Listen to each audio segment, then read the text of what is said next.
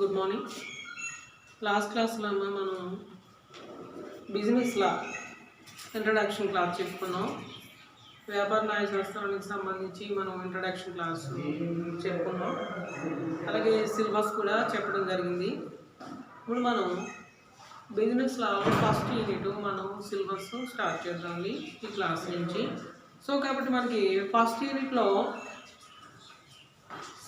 Indian contract act 1872 గురించి first unit Indian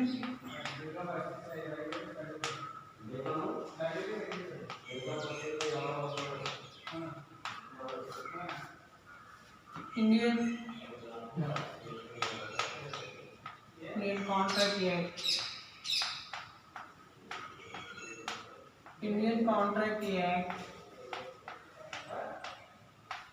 1872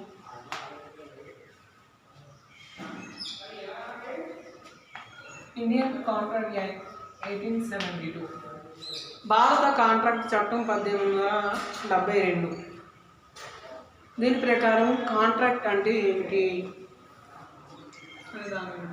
Indian contract act 1872.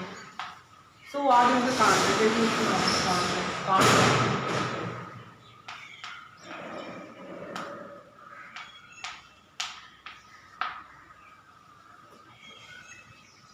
Contract మనకి contract Indian contract భారత contract చట్టం 1872 ప్రకారం కాంట్రాక్ట్ అంటే అమలుపరచుటకు అవకాశం కలిగి ఉన్నటువంటి ఒప్పందాన్ని కాంట్రాక్ట్ అంటారు.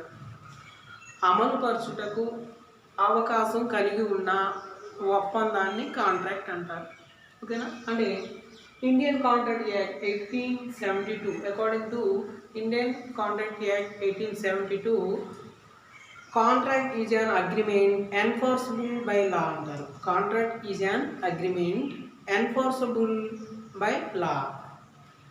సో అలాగే కాంట్రాక్ట్ మనం ఇంకొక నిర్వచనం అంటే మనకి Indian contract act according to Indian contract act 1872 ప్రకారం సెక్షన్ 2 సబ్సెక్షన్ హెచ్ అంటారు. దీని ప్రకారం according to Indian contract act 1872 section 2 subsection H అంటారు. సెక్షన్ 2 సబ్సెక్షన్ హెచ్ ప్రకారం contract is an agreement enforceable by లా అంటే అమలుపరచుటకు అవకాశం భారత కాంట్రాక్ట్ చట్టం 1872 ప్రకారం అమలుపరచుటకు అవకాశం కలిగి ఉన్నటువంటి ఒప్పందాన్ని కాంట్రాక్ట్ అంటారు. ఓకేనా? ఇంకొక డెఫినేషన్ చూసిన సాల్మన్ నిర్వచనం ప్రకారం సాల్మన్ డెఫినేషన్ ప్రకారం కాంట్రాక్ట్ అంటే రెండు పార్టీల మధ్య బాధ్యతలను నిర్వర్తించి ఏర్పాటు చేయు ఒప్పందం. ఓకేనా? అంటే రెండు పార్టీల మధ్య బాధ్యతలను నిర్వర్తించి ఏర్పాటు చేయు ఒప్పందాన్ని కాంట్రాక్ట్ అంటారు. ఓకేనా? సో సాల్మన్ నిర్వచనం ప్రకారం అండి. ఓకేనా?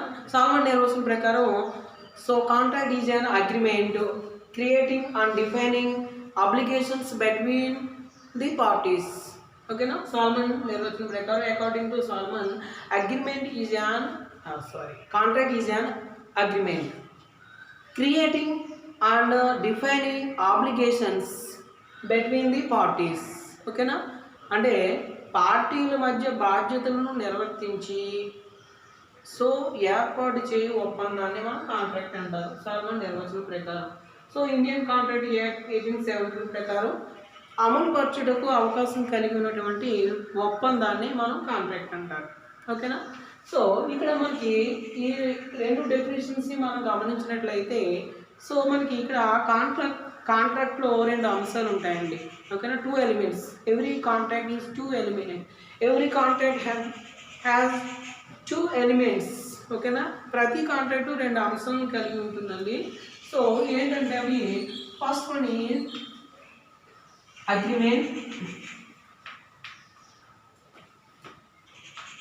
అగ్రిమెంట్ ఒప్పందం.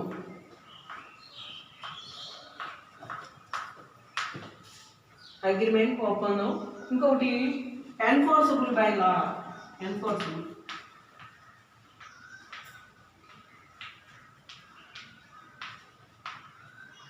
అంటే న్యాయశాస్త్రంచే అమలుపరచుటకు అవకాశం ఉంటుంది. ఎన్ఫోర్సబుల్ బై లా, న్యాయశాస్త్రంచే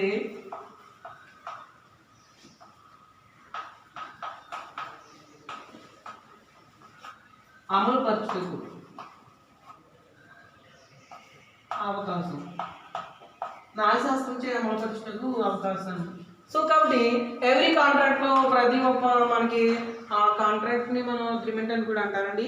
అంటే ప్రతి కాంట్రాక్ట్లో మనకి సో 2 ఎలిమెంట్స్ ఉంటాయండి. ఒకటి ఒప్పందం, సో రెండేంటి ఎన్ఫోర్సబుల్ బై లా.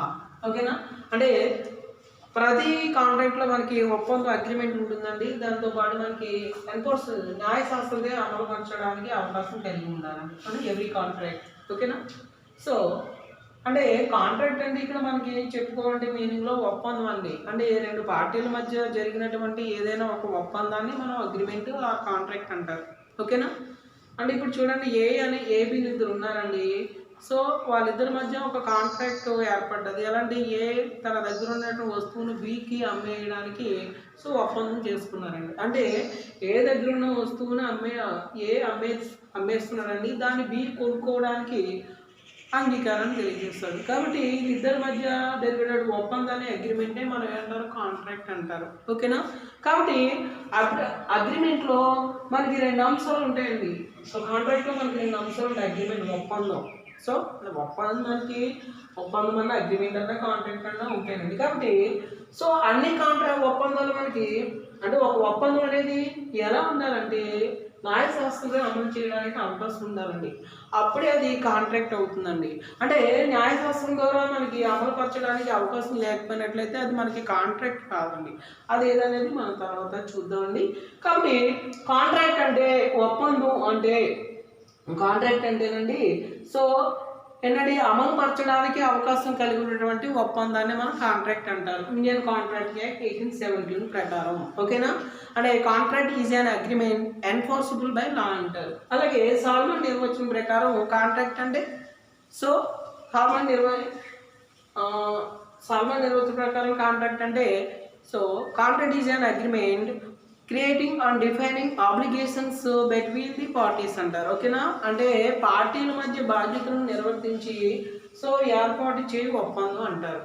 ఓకేనా, అంటే ఎవరు బాధ్యత పార్టీలు అంటే ఇక్కడ మనకి ఎవ్రీ కాంట్రాక్ట్లో 2 పర్సన్స్ ఉంటారండి. ఏబీలో అంటే మనకు ఒక ఒప్పందం లేదా ఒక కాంట్రాక్ట్ ఏర్పడాలంటే ఏబీ అంటే 2 పర్సన్స్ ఉండాలి. వీళ్ళిద్దరి మధ్య జరిగినటువంటి ఒప్పందాన్ని మనం కాంట్రాక్ట్ అంటారు.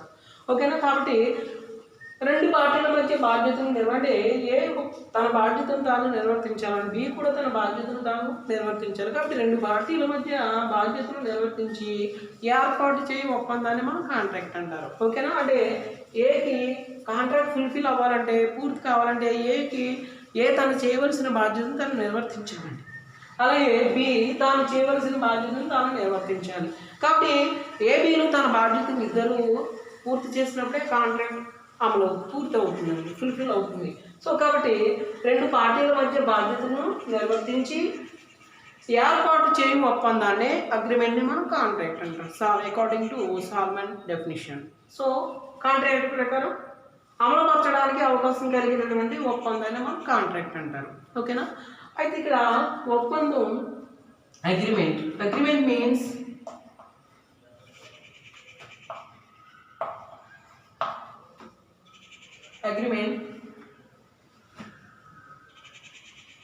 అగ్రిమెంట్లో మనకి 2 ఎలిమెంట్స్ ఉంటాయండి. అంటే మనకి అగ్రిమెంట్ అండి సెక్షన్ 2 సబ్సెక్షన్ E అంటారు ప్రకారం అగ్రిమెంట్ అంటే అన్ని పార్టీలకు ప్రతిఫలాన్ని సేకూర్చు వాగ్దానం లేదా వాగ్దానముల సముదాయాన్ని అగ్రిమెంట్ ఒప్పందం అంటారు. అగ్రిమెంట్ మీన్స్ ఒప్పందం. ఒకసారి చూడండి, అగ్రిమెంట్ ఒప్పందం అంటే ఏంటండి? సెక్షన్ 2 సబ్సెక్షన్ E ప్రకారం ఒప్పందం అంటే అన్ని పార్టీలకు ప్రతిఫలాన్ని చేకూర్చు వాగ్దానము లేదా వాగ్దానముల సముదాయాన్ని మనం అగ్రిమెంట్ ఒప్పందం అంటారు. ఓకేనా, మరి ఒకసారి అన్ని పార్టీలకు ప్రతిఫలాన్ని చేకూర్చు వాగ్దానము లేదా వాగ్దానముల సముదాయాన్ని మనం ఏమంటారండి ఒప్పందం అంటారు. ఓకేనా? అంటే మనకి అగ్రిమెంట్ ప్రకారం సెక్షన్ ఈ సెక్షన్ 2 సబ్సెక్షన్ ఈ ప్రకారం every promise and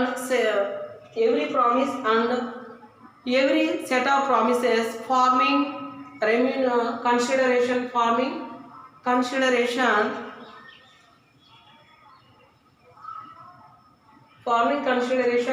for each other అంటారు. ఓకేనా? అన్ని పార్టీలకు ప్రతిఫలాన్ని చేకూర్చు వాగ్దానము లేదా వాగ్దానముల సముదాయాన్ని ఏమంటారండి ఒప్పందం అంటారు. ఓకేనా? ఇంగ్లీష్లో every promise and every set of promises farming consideration for each other ఓకేనా? అంటే ఒప్పందం అనేది అన్ని పార్టీలకు ప్రతిఫలాన్ని చేకూర్చు వాగ్దానం అండి, ప్రామిస్. ఓకేనా? అన్ని పార్టీలు అంటే ఇక్కడ కాంట్రాక్ట్లో ఒప్పందంలో ఎంతమంది అయితే ఉన్నారో వాళ్ళకి ఖచ్చితంగా అన్ని పార్టీకి ప్రతిఫలాన్ని అంటే ఆ ఒప్పందం ప్రకారం ప్రతి ఒక్కరికి ప్రతిఫలం అనేది కన్సిడరేషన్ అనేది ఉంటుందండి. కాబట్టి అన్ని పార్టీలకు ప్రతిఫలాన్ని చేకూర్చునేటువంటి వాగ్దానం ప్రామిస్ ఏదైతే ఉందో దాన్ని మనం అగ్రిమెంట్ అంటారు. ఓకేనా? అంటే ఇక్కడ for example A comma B ఉన్నారనుకోండి, ఏ కామ బి ఉన్నారు, ఇద్దరు కాంట్రాక్ట్ ఒప్పందంలోని పార్టీస్ అండి. ఏది one of the party B అనే వ్యక్తి పర్సన్ అనేది second party, first party and second party. ఇప్పుడు వీళ్ళిద్దరికి ప్రతిఫలాన్ని చేకూర్చేటటువంటి వాగ్దానం ప్రామిస్ ఏదైతే ఉందో దాన్ని మనం ఒప్పందం అంటారు, అగ్రిమెంట్ అంటారు. అంటే ఇప్పుడు చూడండి, ఏ తన దగ్గర ఉన్నటువంటి స్కూటర్ని బీకి అమ్మేదానికి అమ్మేస్తుందండి. ఓకేనా? అంటే ఏ తన దగ్గర ఉన్నటువంటి స్కూటర్ని బీకి అమ్మేస్తున్నారు. కాబట్టి ఏకి ఏంటండి ప్రతిఫలం? బి అంటే ఏ స్కూటర్ బీకి 10,000 అమ్మేస్తున్నాడండి. కాబట్టి ఏకి ప్రతిఫలం ఏంటి? 10,000 అనేది ఏకి ప్రతిఫలం అవుతుంది. మరి బీకి ప్రతిఫలం ఏంటండి? అంటే బీకి కన్సిడరేషన్ ఏంటండి ప్రతిఫలం అనేది? So scooter. కాబట్టి ఏకి ప్రతిఫలం ఉందండి, అలాగే బీకి ఇక్కడ ప్రతిఫలం అనేది చేకూరుస్తుంది. కాబట్టి వీళ్ళిద్దరి మధ్య అంటే ప్రామిస్ ఏదైతే ఉంటే ఏ తన స్కూటర్ బీకి ఇవ్వడానికి ప్రామిస్, బి 10,000 రూపాయలు ఏకి ఇవ్వడానికి ప్రామిస్ చేస్తున్నాడు. సో వాగ్దానం చేస్తున్నాడు. సో దీన్ని ఏమంటారు మనం? అగ్రిమెంట్, ఒప్పందం అంటారు. కాబట్టి every agreement has been 2 elements. ప్రతి ఒప్పందంలోని 2 అంశాలు ఉంటాయండి. సో ప్రతి ఒప్పందంలోని కూడా మనకి 2 అంశాలు ఉంటాయి. ప్రతి ఒప్పందంలో మనకి 2 అంశాలు ఉంటాయి. అంటే agreement equal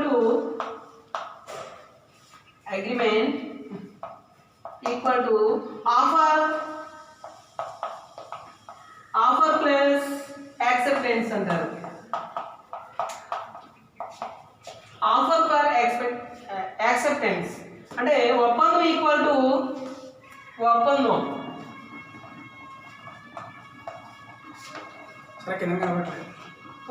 equal to agreement కూడా కనబడలేదు.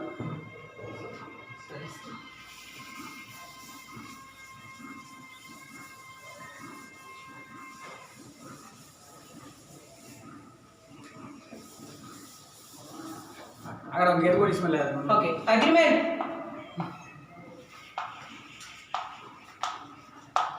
So agreement equal to offer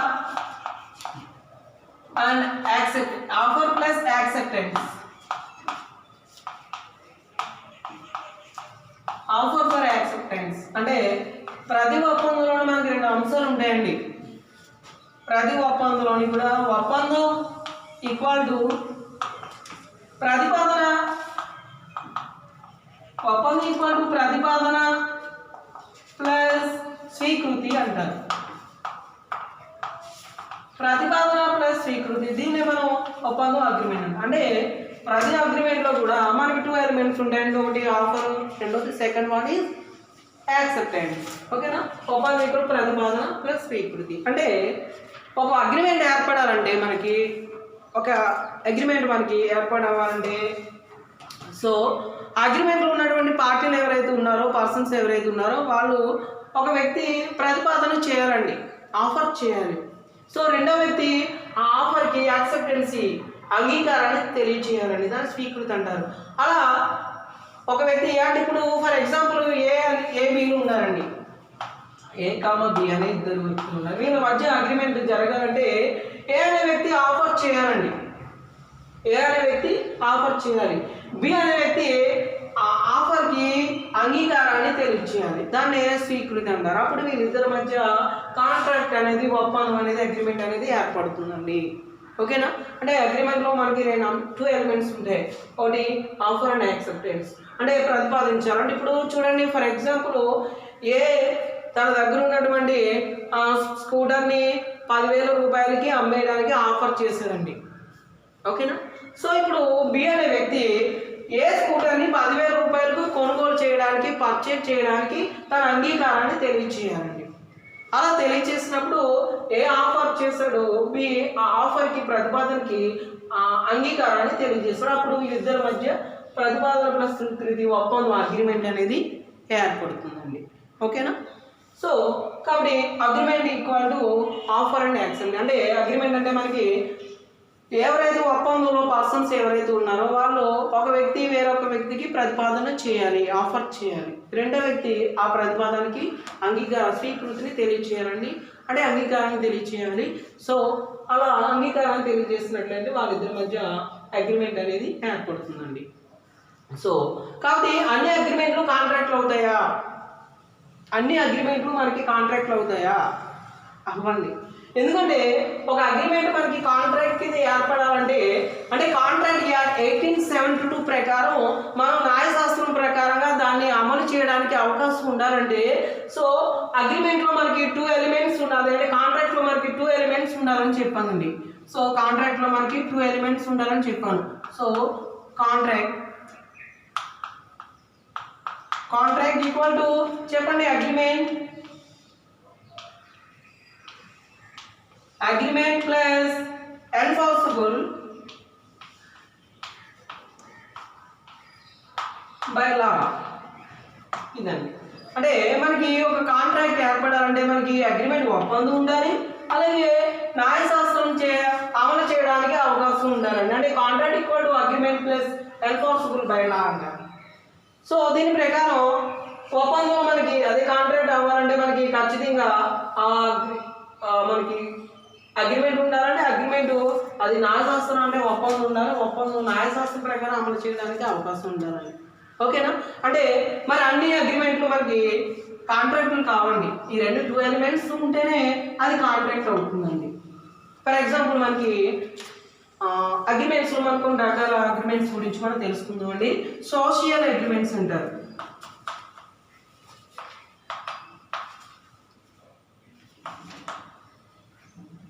social agreements అంటే సాంఘిక ఒప్పందాలు అంటారు.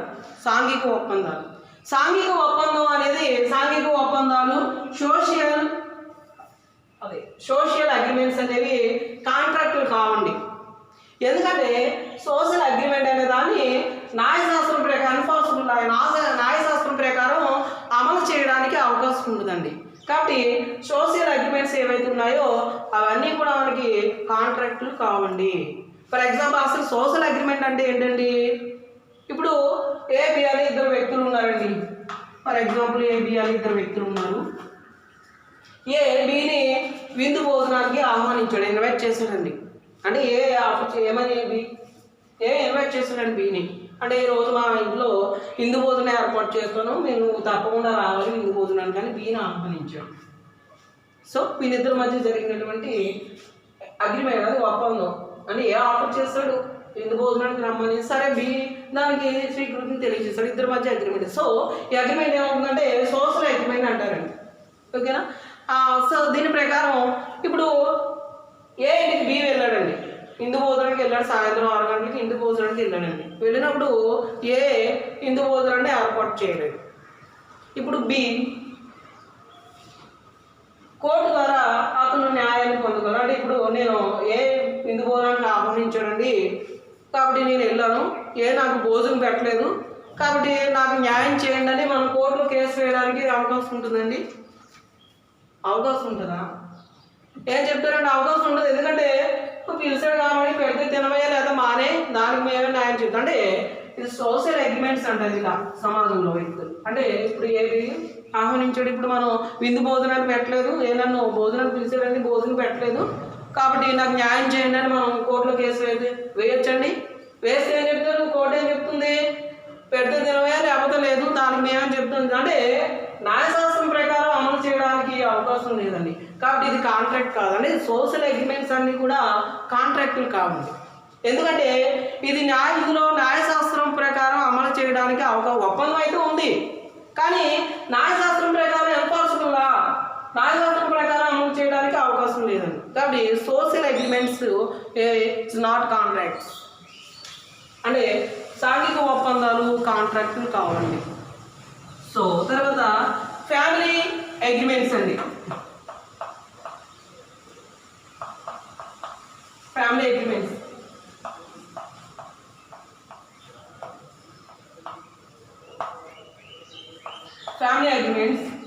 ఈ ఫ్యామిలీ అగ్రిమెంట్ అంటే కుటుంబపరమైన ఒప్పందాలు అంటారు. Family agreements